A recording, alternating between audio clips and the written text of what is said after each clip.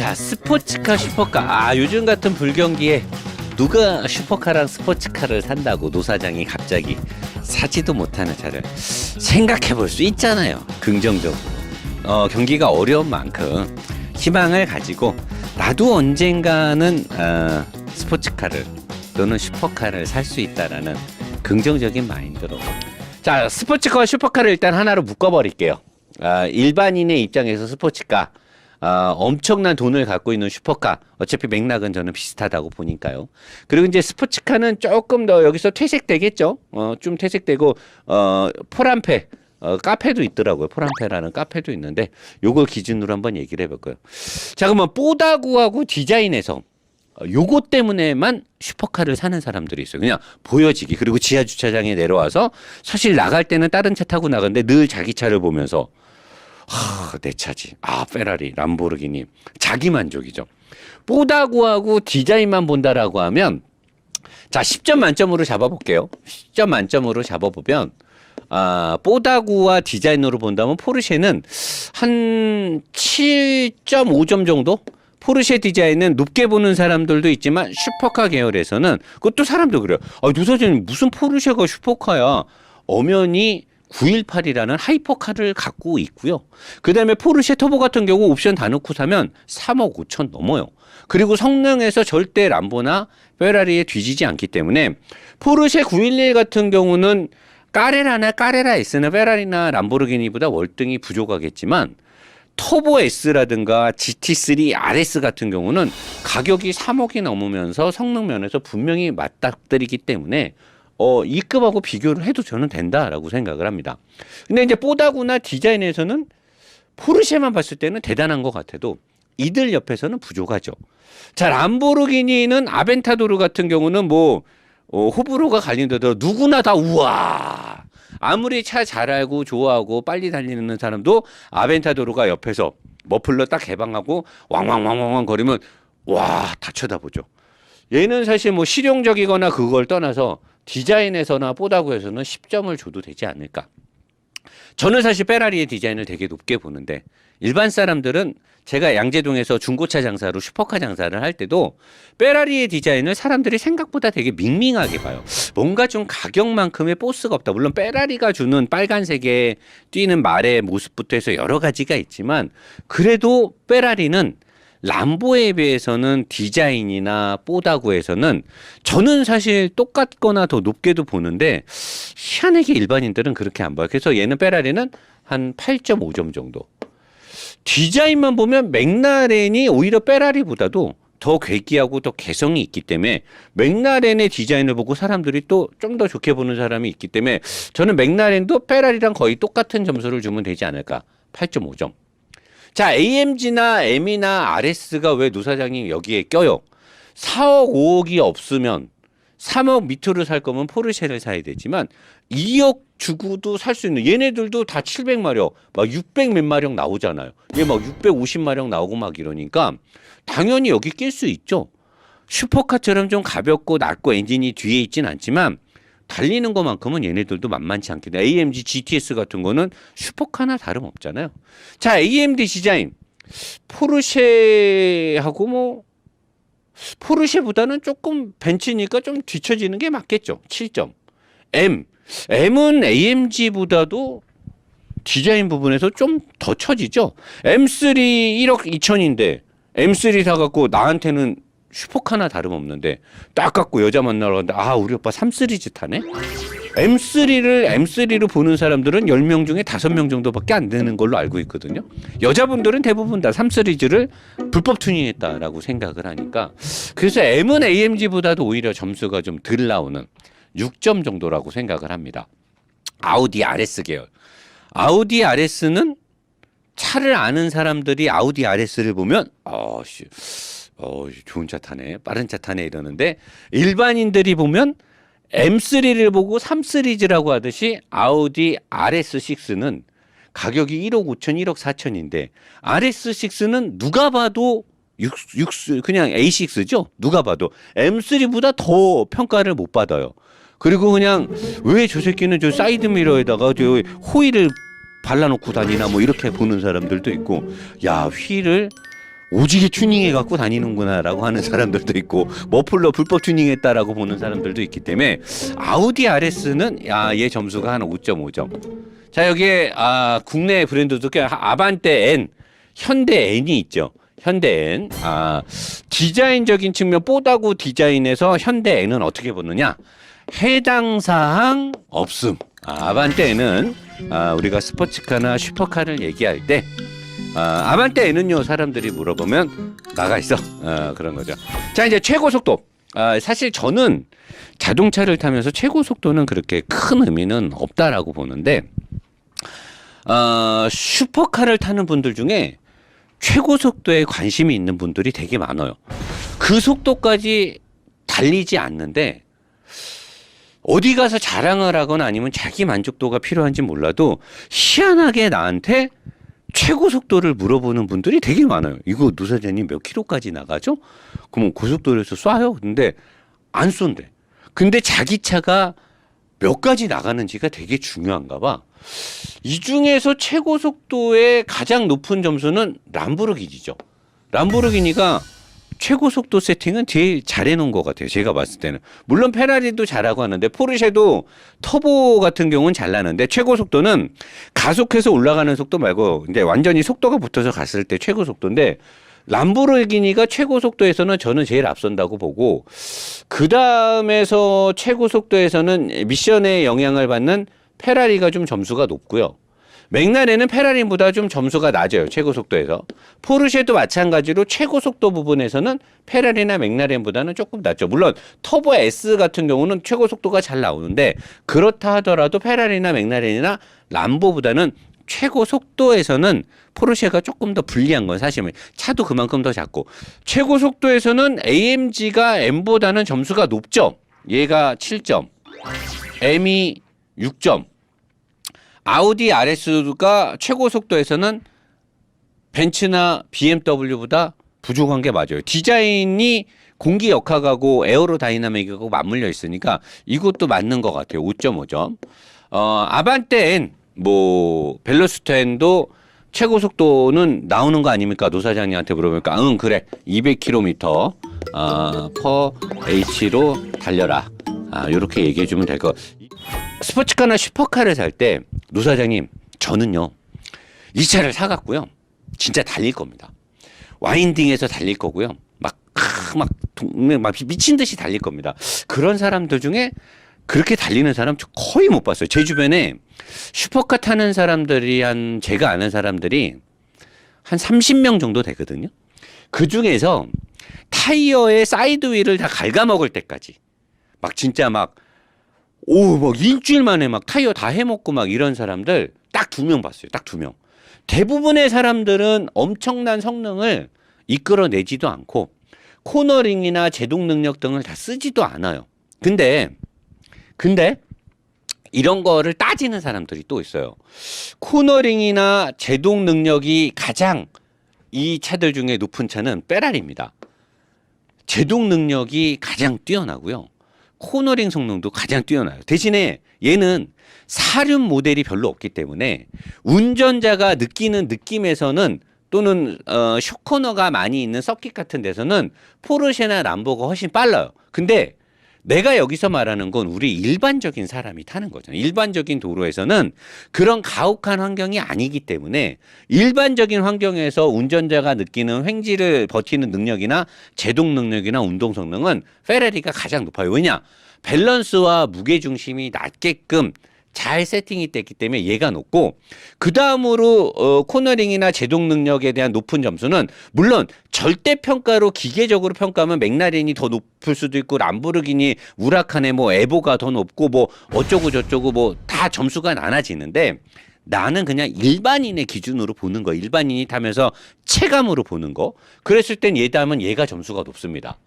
람보가 우라칸 같은 경우는 사실 전투 능력이 강한 편이긴 하거든요. 근데 얘는 사륜의 어시스트의 힘으로 가는 게 많기 때문에 진짜로 차의 어떤 밸런스적인 측면에서 잘 세팅했다고 보긴 어려워요. 그래서 저는 맥라렌을 8.5점을 주고 람보를 8점을 주는 게 맞는 것 같아요. 요 성능을 다 체감으로 느끼고 밸런스와 운전자한테 이 운전자가 2차와 인차동차가 잘 됐을 때 낼 수 있는 성능들. 특히나 이제 스페치알레라든가 피스타라든가 이런 거 타보면 아, 정말 페라리 애들이 차에 대해서 정말 잘 만드는구나 이런 걸 느껴지게 되거든요.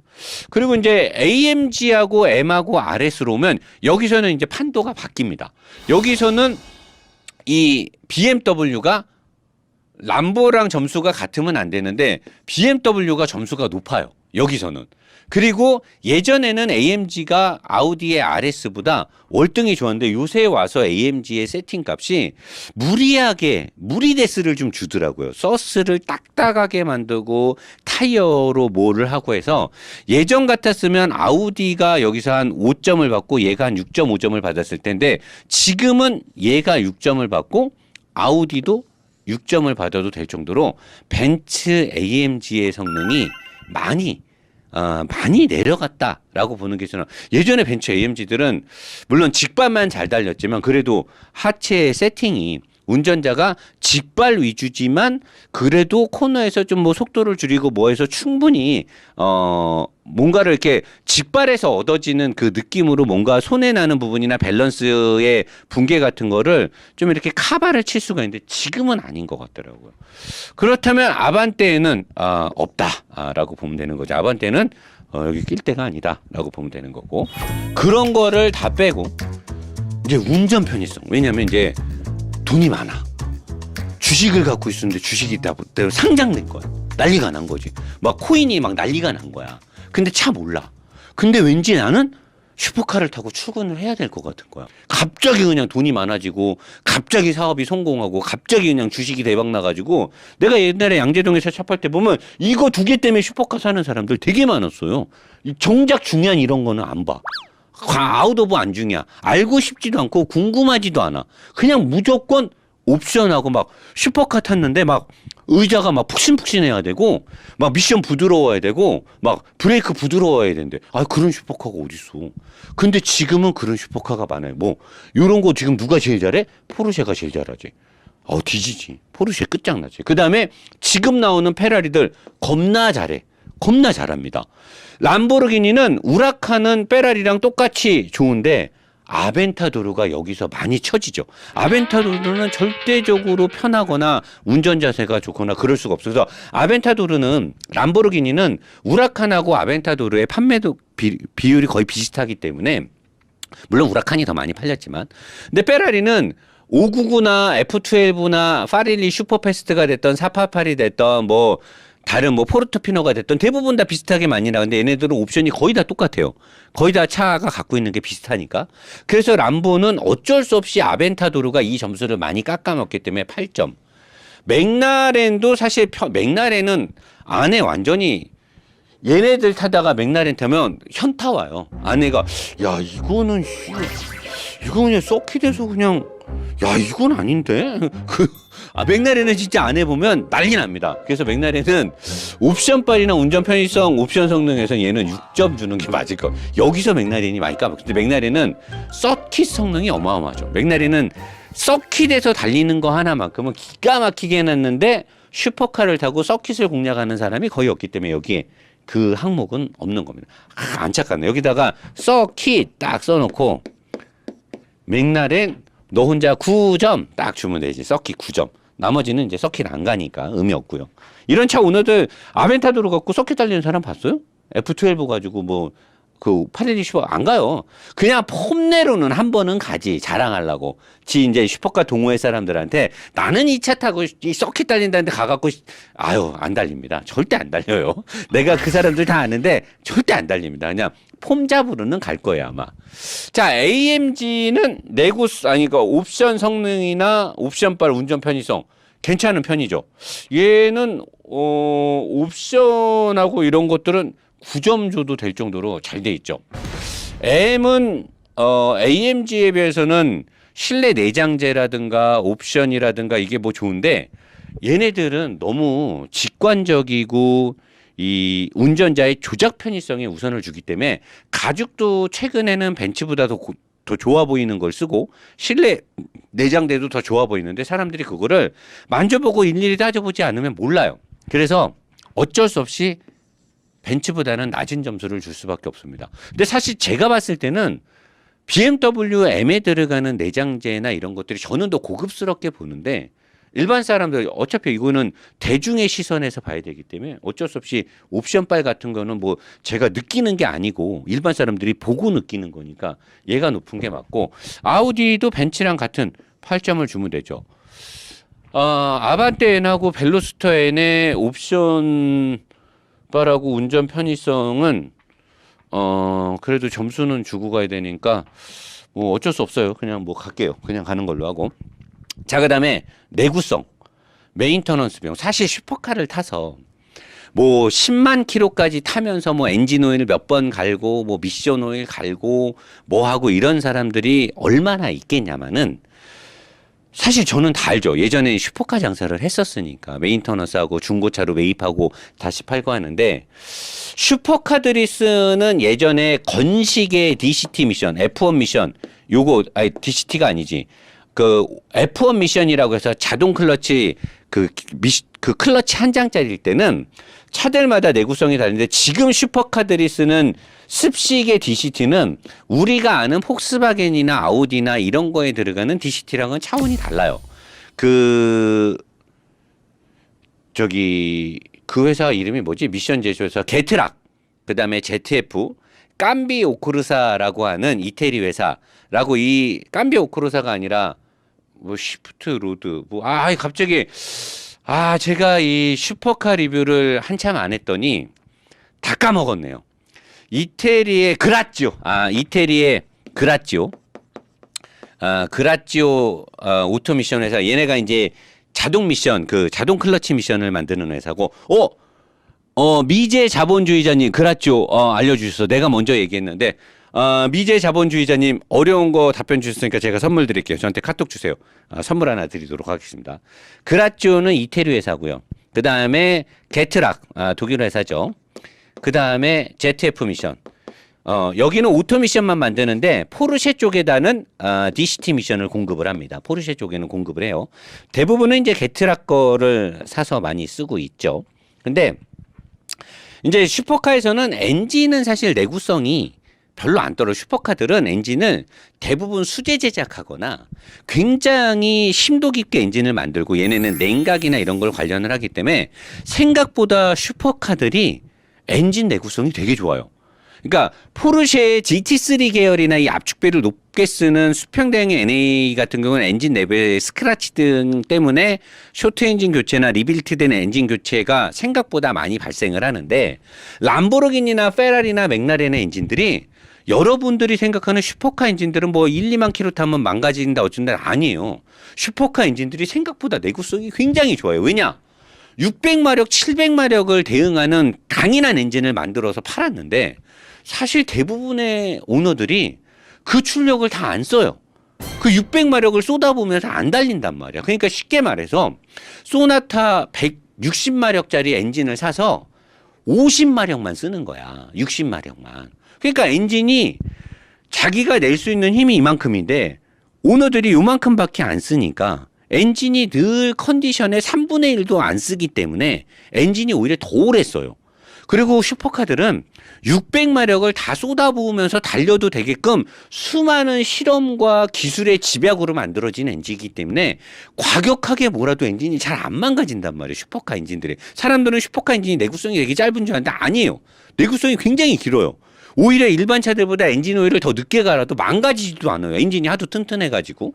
근데 미션이라든가 브레이크라든가 타이어라든가 이런 것들이 이제 어마어마한 가격이 나오는데 과거에 수동 클러치라든가 수동 클러치를 자동 기반으로 움직였던 F1 클러치 같은 경우는 클러치 한 번 교환 비용이 2천만 원씩 막 쏟아지고 했는데 지금 들어가는 게트락에서 만들어지는 DCT 더블 클러치라든가 ZF에서 포르쉐에 공급하는 포르쉐 PDK 포르쉐 더블 클러치라든가 이런 애들은 굉장히 내구성도 깁니다. 일반적으로 타도 무조건 8만 10만 정도를 탈 수가 있는 내구성을 갖고 있어요. 그 DCT 습식들은. 근데 슈퍼카를 타고 10만 킬로 타는 사람들이 별로 없죠.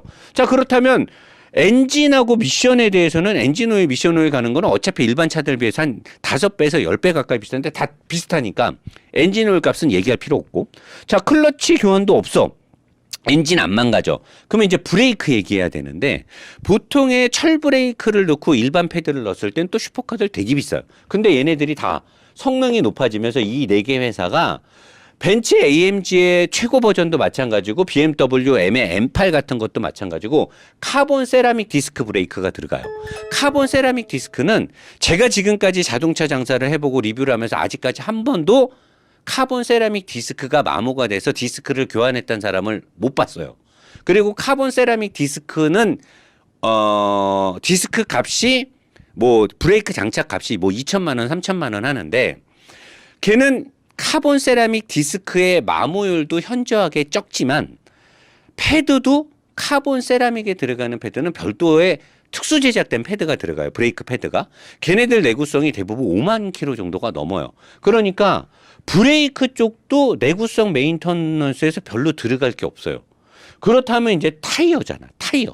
타이어는 대부분 비슷하게 달죠. 대부분 뒤쪽에 300 시리즈에 가까운 게 들어가고 뭐하고 하는데 타이어는 람보르기니가 아마 제일 빨리 달 거예요. 얘네가 구동 시스템이라든가 중량이라든가 이 지오메트리 세팅이 타이어가 제일 빨리 나는데 그래서 내구성과 메인터넌스 비용은 10년, 7년 이상을 가게 되면 제가 여기다 점수를 딱 매겨갖고 여러분들한테 알려줄 수 있는데 옛날에 슈퍼카답지 않게 요즘 나오는 슈퍼카들은 5년 안에 메인터넌스 비용이 나올 게 타이어 값 말고는 별로 없어요. 그러니까 타이어는 주행 환경이 많으면 빨리 다는 거고 주행 환경이 많지 않으면 빨리 안 달잖아요. 그리고 엔진 오일은 어차피 다 비슷해요. 비슷하니까 말할 것도 없고 그래서 메인터넌스 비용에서는 5년 안에 차를 대부분 또 이런 비싼 차를 타는 사람들은 또 차를 오래 안 타잖아요. 5년 안에 차를 바꾸기 때문에 여기서는 사실 새 차를 기준으로 봤을 때는 메인터넌스를 거의 얘기할 의미가 없어요. 그러면 좀 오래된 슈퍼카를 내가 중고로 사게 되면 어떻게 해요, 노 사장님? 저 한 7년 된 거, 8년 된 거, 뭐 2억 밑으로 싸게 슈퍼카 사고 싶었는데 그랬을 때는 혹시 메인터넌스 비용이 어떤 차가 극악을 달립니까? 람보르기니가 메인터넌스에서 가장 불리하게 됩니다. 3점 주는 게 맞을 것 같아요. 얘는 메인터넌스 비용 뒤집니다. 오래된 차 사게 되면 수리비 아주 끝장납니다. 맥라렌도 부품 수급이나 이런 데서 메인터넌스 비용 극악으로 안 좋습니다. 맥라렌 여기 아니네. 맥라렌 여기네. 아주 안 좋아요. 오래된 차를 샀을 때 메인터넌스 비용에서 가장 저렴하게 고칠 수 있는 차는 오히려 페라리예요. 페라리가 생각보다 메인터넌스가 되게 강해요. 그리고 뭐 이렇게 부품을 구해서 했을 때 제가 예전에 슈퍼카 장사했을 때 오히려 페라리가 오래된 차들이 뭔가 했을 때 가장 유리했고 포르쉐도 일반 차들에 비하면 비싸지만 얘네들에 비하면 포르쉐도 메인터넌스 비용이 좀 낮죠. 근데 얘는 이제 엔진이 수평대항이라 오래되면은 엔진 오일 누유나 뭐 하면 무조건 엔진을 내려야 돼. 미션하고 통째로 내려야만 수리가 되기 때문에 점검 비용이라든가 어떤 인건비가 굉장히 많이 들기 때문에 이 8점 주면 안 되겠다. 얘는 한 6.5점 정도 줘야겠네. 자, 이제 조금 오래된 차를 탔을 때 AMG, 좀 얘네들은 오래된 차가 아니지. 신차를 기준으로 해서 얘기해도 되는데 어차피 얘기했듯이 엔진, 미션, 얘네 전부 다 2억대에 육박하는 거 사게 되면 전부 다 카본 세라믹 들어가 있으니까 옛날 같지 않게 엔진, 미션, 브레이크 쪽에서 들어가는 비용은 크게 발생되지 않죠. 근데 얘하고 얘는 엔진이라든가 미션이 얘네도 아우디도 ZF를 갖다 쓰니까 별 볼 일 없는데 최근 들어 나오는 벤츠의 9단 미션이라든가 벤츠의 댐퍼 세팅이라든가 이런 것들이 BMW M이나 아우디 RS에 비해서는 제가 봤을 때 제가 하체 리뷰를 하고 보면 얘네들보다는 얘가 불리할 것 같아요. 미션 문제도 그렇고. 그래서 내구성 부분에서는 얘네들이 8점씩을 주면 벤츠는 7점을 주는 게 맞지 않을까라고 생각이 듭니다. 아반떼는 뭐 의미 없죠. 얘는 그냥 블렌즈 가서 하면 되니까 블렌즈에서 하면 되니까 오케이. 블렌즈 가면 그냥 다 해주니까 1억 5천이나 2억 미만으로 슈퍼카를 사러 오는 분들은 여기에 굉장히 민감해요. 왜냐하면 키로수도 어느 정도 있고 자기는 돈이 별로 없는데 슈퍼카 타면서 자기가 이제 뭐 자랑해야 돼. 그러니까 보통 새 거 막 5억짜리, 6억짜리, 7억짜리 슈퍼카 타는 분들은 어디 가서 슈퍼카 탄다고 자랑 잘 안 해요. 근데 1억 5천이나 2억 주고 슈퍼카 중고 막 7년 된 거, 8년 된 거 산 사람들은 동네방네 개지랄 자랑질하고 다녀요. 그냥 어디 가면 일단 키 딱 꺼내놓고. 자기 빼라. 뭐 나이트 막 클럽 같은 데 가면 일단 테이블에다 꺼내놔. 그 여자들 와갖고 딱 부킹해갖고 딱 앉으면 야, 너 페라리 타봤냐? 인사고 뭐고 필요 없어. 딱 뭐, 야, 너 페라리 타봤냐? 포르쉐 타봤어? 나 포르쉐 타거든? 다른 말 안 해. 무조건 그냥 기승전 차로만 얘기하는 거. 근데 그런 사람들은 이거 되게 중요합니다. 내구성, 뭐, 다 나한테, 누나 이거 엔진 오일 가는데, 혹시 이거 엔진 오일 언제 갈았죠? 아이, 그래도 중고차인데 사시면 엔진 오일. 아니, 전차주가 갈았으면 안 갈아. 엔진 오일 값도 굉장히 민감. 근데도 무조건 사야 돼. 사갖고만 씨발 막 인스타에다 막 사진 존나 올려놓고 막 카톡 프로필 다 바꿔놓고 막 무조건 그냥 차 안에서 사진 찍을 때도 핸들이랑 계기판이 꼭 나. 슈퍼카를 정말 좋아서 사는 사람들도 요거 되게 중요해요. 왜냐면 슈퍼카를 모르는데 돈이 많아서 타는 사람들도 이거 타고 출근해갖고 자랑해야 되잖아. 주차장에다가 이거 놔야 돼. 오늘따라 노사장 너무 예리하다고? 내가 이거 예리할 수밖에 없어. 왜냐면 내가 예전에 그거야. 클럽 갈 때 내가 이거 꼭 갖고 갔거든. 내가 방금 말한 사람이 나야. 내가 여자애들 부킹해서 앉으면 일단 탁 어깨 동무해. 그럼 여자애가 존나 재수없잖아. 뭔데 어깨 동무해? 너 페라리 타봤니? 주변에 그런 애들 많았거든. 그런 애들 찌질한 애들은 원래 찌질한 애들끼리 모이게 돼 있어. 그러니까 내가 그거 잘하는 거지. 아, 과거입니다. 지금 노사장은 절대 그러고 다니질 않습니다. 자, 근데 그런 찌질한 애들이든 아니면 차를 잘 모르는데 내가 사업이 잘 됐어. 과시를 하고 싶단 말이야. 내 주차장에 슈퍼카를 세워놓고 싶어. 데일리가 돼야 될 거 아니야. 막 예전에 무르시엘라구나 LP640 같은 거 데일리가 안 돼. 답이 없어. 옛날에 페라리 F355나 599 같은 거 데일리가 안 돼요. 어지럽거든. 그러면 내가 매일 타고 출퇴근이 안 되잖아. 그리고 인체공학적으로 돼야 이걸 타고 뭐 대전이든 어디든 출장 갈 때 가서 내가 거래처에 자랑을 해야 되는데 데일리가 안 되면 안 될 거 아니야. 그러니까 이거는 차알못이 됐던 찌질이가 됐던 차를 잘 알고 슈퍼카의 성능을 내는 사람한테도 이거는 너무나 중요한 거예요. 옛날에 슈퍼카들은 이게 안 됐어요. 이걸 다 포기하고 옛날에 또 클러치도 무거운데 수동기어 넣고 막 시동 꺼지고 막 그랬잖아. 근데 지금 슈퍼카들은 안 그래. 근데도 슈퍼카들 사이에서 인체공학과 데일리가 차이가 좀 벌어지기 난단 말이야. 차이가 난단 말이야. 이거는 최고 속도나 엄청난 성능을 지향하고 슈퍼카를 타고 정말 성능을 뽑아내는 사람들도 이건데. 그래서 요거는 되게 중요한 점수예요. 되게 중요한데 여기서 누가 제일 앞서느냐? 사실 데일리성에서는 포르쉐는 10점을 줘도 되죠. GT3도 편하게 탈 수 있기 때문에. 근데 페라리도 데일리성이나 인체공학적인 부분이 10점을 가요. 요새 나오는 페라리들은 거의 일반 차랑 비슷하게 탈 수 있을 정도로 댐퍼도 너무 부드럽고 머플러의 플랩이 열리지 않으면 2000rpm 밑에서는 엔진 소리도 안 납니다. 그리고 살살 달리면 1300rpm에서 8단 기어가 다 들어가 버려요. 연비도 잘 나옵니다. 살살 다니면. 페라리도 포르쉐도 인체공학이나 데일리로 쓸 수가 있어요. 자, 우라칸이나 아우디 R8 같은 경우는 데일리가 얘네들하고 점수가 가능하지만 자, 포르쉐는 까레라도 GT3도 GTS도 터보 S도 비슷하게 나오기 때문에 10점을 줍니다. 페라리도 488이 됐던 F8 트리비토가 됐던 포르토피노가 됐던 812 슈퍼패스트가 됐던 다 똑같아요. 근데 람보르기니는 아니죠. 우라칸은 얘네들이랑 점수를 똑같이 주는데 아벤타도르는 그렇지가 않죠. 아벤타도르는 절대적으로 인체공학적으로 편한 차가 아니죠. 그래서 어쩔 수 없이 람보르기니는 우라칸하고 아벤타도르가 엠빵을 때려야 되기 때문에 아벤타도르가 점수를 다 깎아먹어서 8.5점.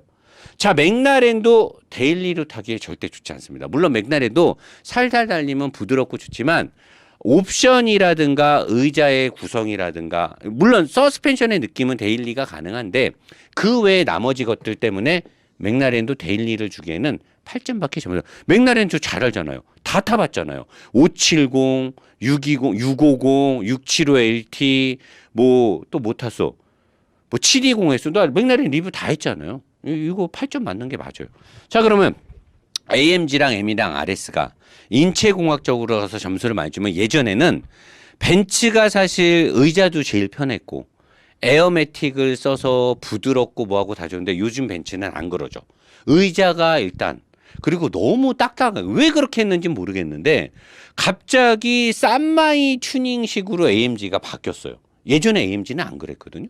고속도로에서 정말 의자도 좋았고 승차감도 좋았고 근데 지금은 인체공학적인 측면이나 데일리카로 타기에는 사실 저는 M이 제일 높다라고 보는데 아우디 RS 계열도 상당히 괜찮은 편인데 M보다는 RS가 댐퍼 능력이 풍부하지 않기 때문에 얘는 8.5점 가는 게 맞고 오히려 벤츠가 데일리성으로 타기에는 BMW M보다는 많이 쉬워. 예전 같았으면 얘가 거의 10점 만점을 받았어야 돼요. 그리고 아우디가 BMW보다 점수가 높았어야 돼. BMW 예전에는 약간 매니아 기질이 강했거든요. 근데 최근에 와서는 BMW가 훨씬 더 풍부함이 많아졌죠. 풍부함이 많아졌고 옵션도 그렇고 의자도 내가 앉아봤을 때 그러니까 BMW가 비싼 댐퍼를 쓰면서부터 얘네가 이제 승차감이라든가 데일리성이라든가 근데 이제 의자의 인테리어의 운전 편의성 옵션빨은 얘가 높은 게 맞죠. 핸들도 훨씬 더 멋있으니까 이건 내가 봤을 때 점수 굉장히 주관적이지만 누가 봐도 인정할 수 있게끔 저는 점수가 가지 않았냐. 자 그러면은 인체공학적이고 데일리가 가능하냐. 내가 봤을 때 아반떼인 내가 리뷰할 때 데일리나 인체공학적이지 않다 그랬잖아요. 서킷에 적합하게 세팅이 됐기 때문에 뭐 한 4점 정도 주면 사실 근데 이거는 여러분들 웃으라고 한 거지. 여기서 비교한다는 게 말이 안 되잖아요. 어떻게 감히 이게 말이 안 되는 거냐. 그냥 재미로 한 거니까 이거는 뭐 현대 관계자분들 기분 나빠하지 말고요. 슈퍼카들 하면서 그냥 재미로 한 거니까 절대 기분 나빠질 비교할 차가 아니니까 그냥 내가 봤을 때 해당 사항 없다라고 그냥 이해하시면 될 것 같아요. 아 오늘 슈퍼카 이게 상당히 좀 어렵네요. 원래 슈퍼카가 일반 사람들이 그 어떤 리뷰어도 그렇고 뭐 차를 많이 소유해봤다는 사람도 그렇고 슈퍼카를 가지고 이렇게 하기가 쉽지가 않아요. 이거 왜? 이거 다 타본 사람이 누가 있겠어? 이거 다 타봤어? 어? 다 타봤어? 나처럼 막 최고 속도 내고 막 잡아 돌리고 다 해봤어? 없잖아. 그러면 뭐 이 회사 하나만 탔어 내가? 여기서 파는 차종들 다 탔잖아. 다 탔잖아 다. 이렇게 다 탄 사람이 이렇게 할 수 있는 사람이 없단 말이지. 그리고 슈퍼카에 대한 예전에 내가 또 슈퍼카 장사를 했으니까 이런 거 알려주는 사람 전 세계에서 거의 몇 명 없을 거예요. 내가 봤을 때. 그래서 물론 뭐 나의 주관적인 평가가 담겨 있기 때문에 실차주문에서는 나는 좀 다르게 생각 그럴 수는 있는데 이걸 다 타보고 이렇게 깔아놓고 비교를 한다라고 하면 뭐 그럴 수 있으니까. 그래서 좀 가볍게 가려고 했는데 본의 아니게 좀 깊게 들어갔다. 자리로 돌아가도록 하겠습니다.